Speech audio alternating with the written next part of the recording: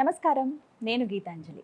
ముందుగా కుత్తాళం శ్రీ సిద్ధేశ్వరి పీఠాధిపతులు, నడిచే దైవం జగద్గురువులు శ్రీ శ్రీ శ్రీ సిద్ధేశ్వరానంద భారతి మహాస్వాముల వారి పాద పద్మములకు నమస్కారములు తెలియచేసుకుంటూ కార్యక్రమాన్ని ప్రారంభిద్దాం. నారీ ఏవ నారాయణి అన్న సూత్రంతో తిరుపతిలోని రాయల చెరువు దగ్గర శ్రీపీఠాన్ని స్థాపించి ఎంతో మంది భక్తులకు ఉచితంగా మంత్రోపదేశం చేసి వారి సమస్యలకు పరిష్కారాన్ని తెలియచేస్తూ జపం, హోమం, ధ్యానం ద్వారా భక్తులను ధర్మ మార్గంలో నడిపిస్తూ వారికి కార్యసిద్ధిని కలుగజేస్తూ ఉన్నారు మంత్ర మహేశ్వరి శ్రీశక్తి పీఠాధీశ్వరి మాతాజీ రమ్యానంద భారతి మహాస్వామిని వారితో సంభాషించే అద్భుతమైన అవకాశం దక్కింది. ఇదొక అదృష్టంగా భావిస్తూ మనకున్నటువంటి సందేహాలను నివృత్తి చేసుకుందాం. నమస్కారం. మీ చరణాలకు నమస్కారాలు తెలియజేస్తున్నాను. చాలా సంతోషం మిమ్మల్ని కలవటం. ఈ సందర్భంగా మీ విలువైన సమయాన్ని మా కోసం కేటాయించినందుకు ధన్యవాదాలు తెలియజేస్తూ ప్రారంభిస్తాను. ఎన్నో సందేహాలు, ఎన్నో ప్రశ్నలు. అంతకంటే ముందుగా మీ గురించి విన్న వెంటనే ఆశ్చర్యం, ఆనందం రెండు కలిగాయి నాకు. ఎందుకు అనంటే సాధారణంగా ఇప్పుడున్నటువంటి పరిస్థితుల్లో బాగా చదువుకున్నాం, ఎంబీబీఎస్ చదివాము అనంటే అది కూడా ఒక రకంగా సేవనే. కానీ వాటన్నిటినీ విడిచిపెట్టి మీరు ఈ దైవ మార్గంగా ఇటువైపు రావటం, ఎంతమందికి ఆదర్శంగా ఉండడం, ఎంతోమందిని వారు ఉన్న జీవితాల నుంచి ఉన్నత జీవితాలకు, అది కూడా దైవిక పరంగా వెళ్ళే విధంగా వారిని ప్రోత్సహిస్తూ ఉన్నారు, వారిని మోటివేట్ చేస్తూ ఉన్నారు. అసలు ఇది ఎలా సాధ్యమైంది అని తెలుసుకోవాలనుకుంటున్నాను. తప్పకుండా.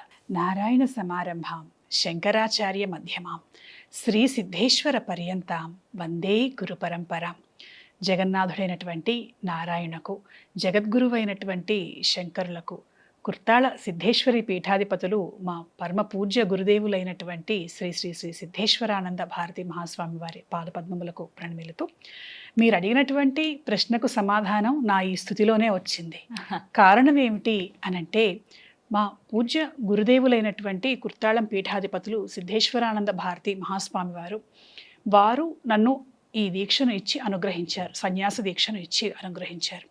అయితే దీనికి నేపథ్యం సుమారుగా ఒక 12 సంవత్సరాల క్రితమే ప్రారంభమైంది.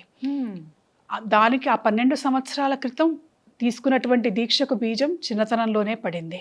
అంటే ఇది అంచెలు అంచెలుగా వచ్చినటువంటిదే తప్ప ఒక రోజులో వచ్చినటువంటిది కాదు.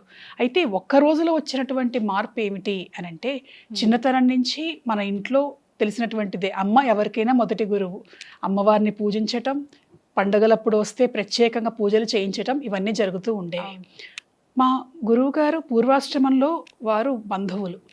వారు సన్యసించిన తర్వాత తరచుగా వెళ్ళటం, 16వ సంవత్సరం నుంచి వారి దగ్గర మంత్రాన్ని ఉపదేశంగా పొంది జప సాధన చేయటం అంటూ జరుగుతూ ఉండేది. ఆ క్రమంలోనే మెల్లగా మెడిసిన్ చేయటం, మెడిసిన్ పూర్తవటం కూడా జరిగింది. అక్కడ వరకు అంచెలంచెలుగా వచ్చినటువంటి సాధన, జప సాధన, మంత్ర సాధన ఒక్క రాత్రిలో ఒక అద్భుతమైనటువంటి మార్పు వల్ల మారిపోయింది. సుమారుగా 12 సంవత్సరాల క్రితం ఒక శ్రావణ పూర్ణిమ నాడు కుర్తాళ పీఠంలో ఉన్నప్పుడు నేను కాశీపురాధీశ్వరుడైనటువంటి కాలభైరవుడి ప్రత్యక్ష దర్శనం కలిగింది. స్వామి అనుగ్రహం నా జీవితాన్ని మార్చి సన్యాస మార్గం వైపు మళ్లించింది. ఆ దర్శనం అనేటువంటిది జీవితాన్ని, జీవిత గమనాన్ని పూర్తిగా మార్చివేయటం అనేటువంటిది జరిగింది. ఆ ఫలితమే ఆ తర్వాత మా గురువు గారు నాకు కుర్తాళ పీఠ సంప్రదాయంలో దీక్షను అనుగ్రహించటం, సన్యాస దీక్షను ఇవ్వటం అనేటువంటిది జరిగింది. అంతే, అది అక్కడితో ఆగిపోలేదు. ఆ దీక్ష తీసుకున్నటువంటి సమయంలో సన్యాసం అంటే సర్వాన్ని త్యజించటం అనేటువంటిది సామాన్యమైన అర్థం. కానీ సన్యాసం అంటే సమాజ హితాన్ని కోరుకునేటువంటి వాళ్ళు చిన్న కుటుంబంలో నుంచి పెద్ద కుటుంబంలోకి పడటమే. సొంత వాళ్ళు ఎవరు అనంటే అందరూ సొంత వాళ్ళు అయిపోతారు సన్యాసికి.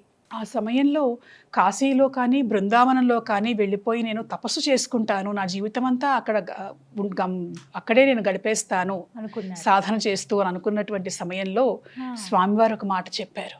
నువ్వు చేసినటువంటి మంత్ర సాధన, నీకు లభించినటువంటి మంత్రశక్తి అపురూపమైనటువంటివి.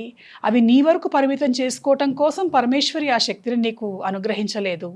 ఇతరులకు నువ్వు ఉపకారం చేయాలి, ఇతరుల జీవితాలను నువ్వు మార్చగలగాలి, వాళ్ళ జీవితాలను ప్రభావితం చేసి ధర్మ మార్గంలో వాళ్ళని నడిపించాలి, పరమేశ్వరి కృపకు దగ్గర చెయ్యాలి అంటే నువ్వు ఇక్కడి నుంచి వెళ్ళటానికి వీల్లేదు. నువ్వు ఆ పరమేశ్వరిని నువ్వు ఆరాధిస్తూ ఇతరుల చేత కూడా ఆరాధన చేసేటువంటి స్థితి నువ్వు కలగజేయాలి అని చెప్పి ఈ శ్రీ శక్తి పీఠం అనేటువంటి ఒక వ్యవస్థను ప్రాణం పోసినటువంటి వారు మా పూజ్య గురుదేవులు. వారి ఆజ్ఞను అనుసరించి అమ్మవారు గురుకృప ఉంటే దైవకృప అనేటువంటిది మనం కోరుకోకుండానే వస్తుంది.